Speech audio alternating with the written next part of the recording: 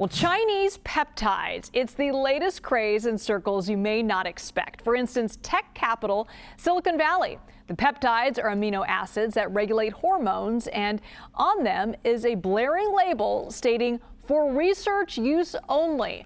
But that's not stopping folks from injecting them, seeking health and wellness benefits. Joining us is tech journalist Jasmine Sun. You wrote a riveting piece for the New York Times about this growing trend where you actually spent some time with tech workers in San Francisco who are all in on these Chinese peptides. There even are, quote, peptide raves happening here. Tell us more about what these peptides are and what are people using them for? Yeah, so Chinese peptides are this brand new biohacking trend that has boomed over the last year. Folks are importing basically unapproved drugs as powders straight from Chinese manufacturers, mixing it and injecting it themselves for all sorts of benefits, whether it's weight loss for things that are similar to Ozempic, to unproven sleep and fitness and productivity benefits. And it's become a trend among startup offices, people throwing parties.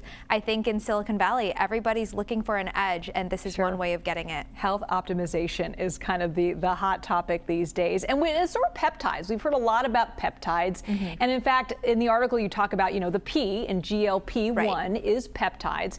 And there's some parallels between these Chinese peptides and drugs like Wegovy and Ozempic. Can you go into more of that?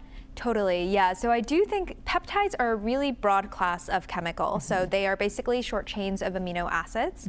GLP-1s like Ozempic are peptides, so is insulin, which a lot of us are familiar with. But I think what's happening is that as more people started taking Ozempic and getting more comfortable with injecting themselves, which seemed a bit scary before, folks started to think, if Ozempic is like a magic shot for weight loss, what if there's a magic shot for everything else, whether it's sleep or fitness or my skin? And so that's what really got people to think, maybe from the same place I'm getting my off-brand Ozempic, I can also be getting these other drugs like epitalon or MOTS-C or these less approved, less research chemicals that promise to do other things. And just to clarify, this is all legal.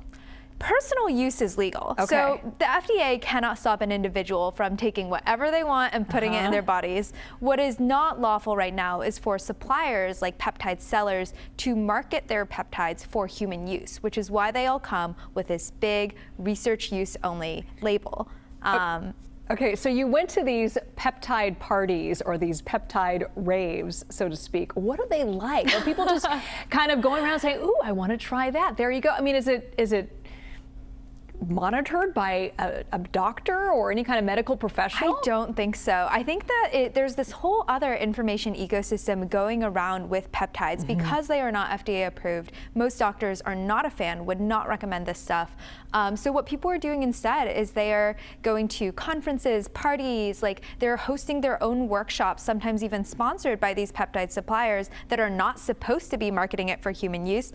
And yet the supplier will sponsor a party where they host a science workshop, like a high school chemistry lab, teaching you to mix up the peptide and inject it yourself. Because I'm wondering, are there side effects to some of these peptides? I think the hardest part about these peptides is just that they're not very researched at all, right? Like the point of the clinical trial process is to study long-term effects. It's to know what happens if you're taking other medications, if you were different ages, if you have other health conditions. And with these less tested peptides that have only been tested in, say, rats, we just don't know what the side effects are. Sure. There have been case studies, of course, of contamination because when you import from these research factories, we don't know what the quality looks like in those factories. They're not FDA approved. We don't know if it even contains the chemical that it's promising to contain. So I do think there are a lot of risks. What I instead notice among the tech workers who are excited about this stuff is they think to themselves, well, I'm a risk-taking person. I'm a frontiers person. I'm a disruptor. I don't mind. I'm aware of the risks, but I want to be the first to beta test this new thing. They like being the lab rat. They're okay with testing. They are so happy to be the lab rats. Not for me, but I understand that people make their own choices. Okay, we have about 20 seconds left in this show. Do any of them work? I would say that the GLPs are the most researched. Sure. So retatrutide, a GLP-3, the next generation Ozempic, does have promising phase 2 results, but they're not all the way through yet. With the rest, we really don't know. Fascinating. Jasmine Sun, thank you so much.